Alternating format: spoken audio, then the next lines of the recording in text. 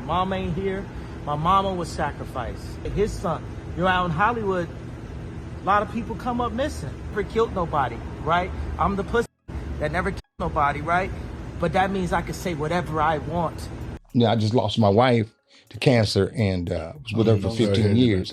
So I was just telling Trey, man, I said it comes to the point for my wife was battling for 8 years. She got diagnosed. So for 8 years, I had to balance creativity, okay? These years ago, Kanye knows what happened to his mother. I wish he would tell the truth about it. And now he's saying, my mother was sacrificed. 2 times nightly and matinee.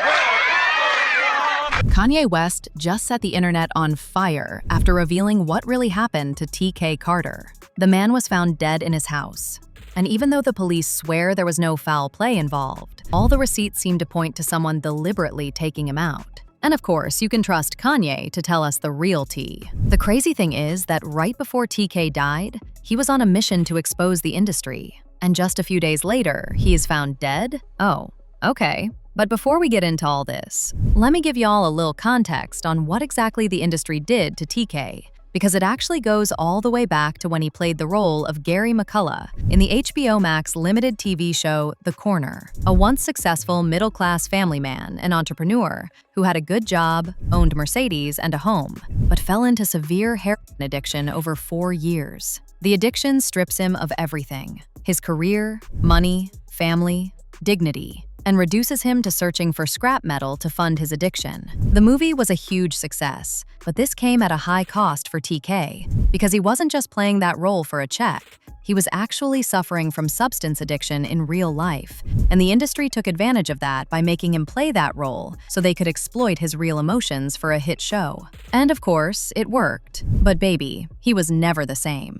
TK was on set fighting for his life every day, but no one cared, as long as it helped him act out his role better. You see, TK had openly dealt with substance addiction issues, usually the snow powder. During one of his interviews, he described his addiction as a party problem. Back in the 90s, he was arrested at least twice in drug-related incidents. He also lost his father to a drug-related death and several friends to addiction. Just with this information, you can tell just how messed up his mental health was, and the producers still thought it was a good idea to make him, of all people, play this role. TK actually claims that by the time he auditioned for the role, he had already overcome these challenges, but no one believed him at all. "I just totally felt for Gary," said Carter. "I've had drug problems and addiction. I lost my father to a drug-related death. I've lost a lot of friends. I was fortunate to come out on the other side and get my life together, but I haven't forgotten. I kept Gary with me all the time.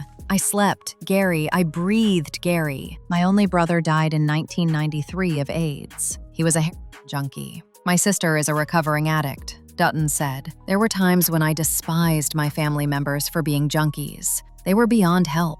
I have spent tens of thousands of dollars trying to help them, been put through every conceivable manipulation. They nearly killed my mother.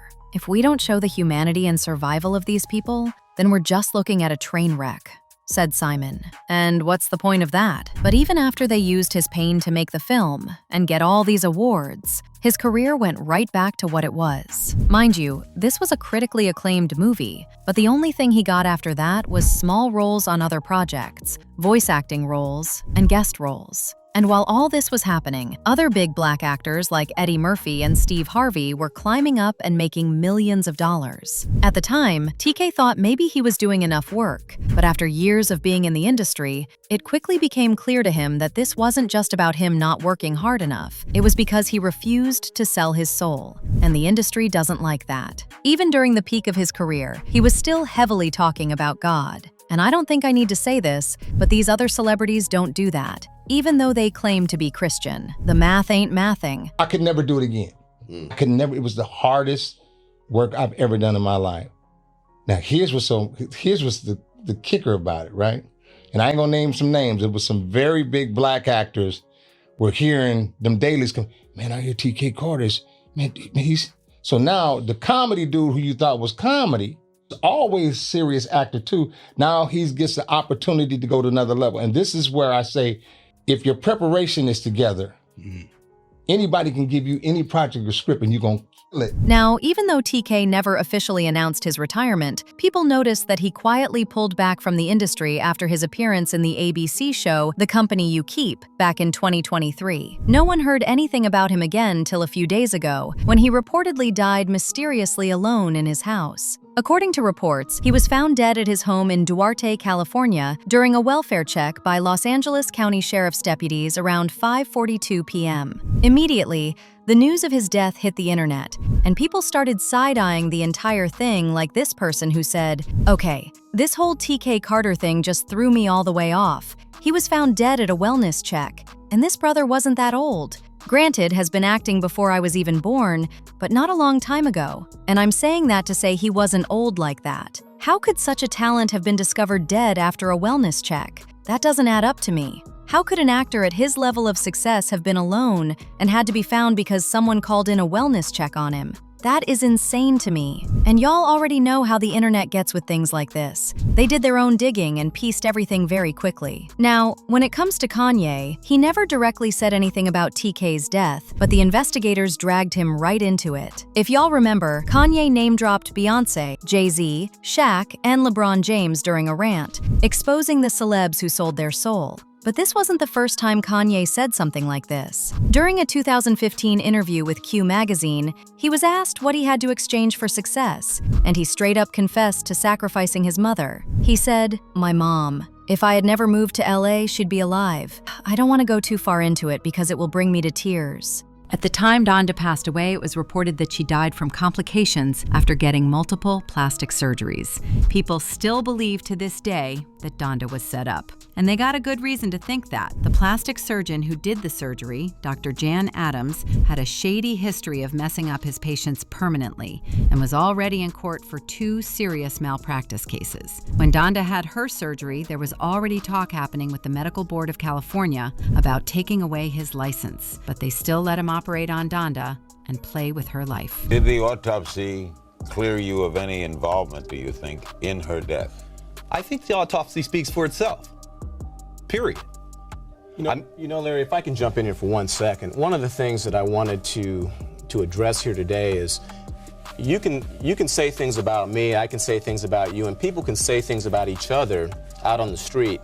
But Dr. Adams is a physician, and because he's a physician, he's in a position where he is not able to comment on any care or any discussions that he's had with any of his patients, including Dr. West. And Dr. Jan also went on Inside Edition, where he denied Donda again, but he dropped some new information about what really happened. According to Jan, Donda was supposed to be looked after by Kanye's cousin, Stephen Scoggins, who is a registered nurse. But get this, instead of Stephen doing what he was supposed to do, he just gave her a bunch of painkillers to keep her knocked out so he could go to some random baby shower. Her nurse wasn't there.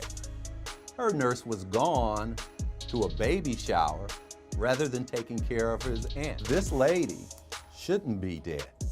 All you had to do is sit her up. And every nurse on the planet knows that. Her caregivers gave her, 20 Vicodin tabs in less than 20 hours. Now, as far as Stephen, he strongly denied Dr. Adams' allegations and showed an email exchange with Donda on the evening before she passed, seemingly proving he was actually in charge of her recovery. Right after this, Kanye started receiving death threats from some Hollywood executives, and the first thing he did was post them. Just in case they act up, at least everyone will know your location. I'm going to help you in one of a couple ways.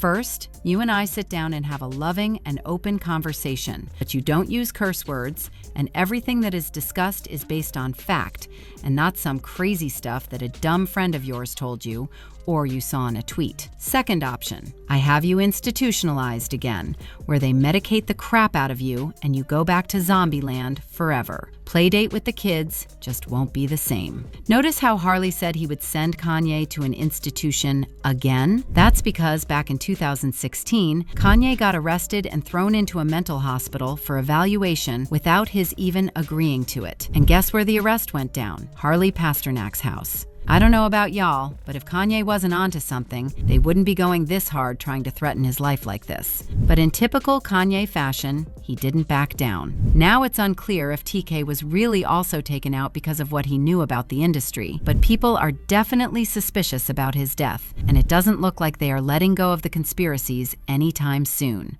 As usual, people had their own thoughts, like this person who said, "Damn, man. Everything he ever played on, he was the truth. Saved by the Bell, Family Matters, Gary on the Corner, literally everything." Another person who said, "He lost wife a year ago. Wonder if it was a broken heart. Rest in peace, TK Carter, a legend." But now I want to know your thoughts. What do you think of Kanye putting all this on blast? And do you really think TK's death was planned? Let me know your thoughts in the comment section below, and don't forget to click here to watch this other messy video.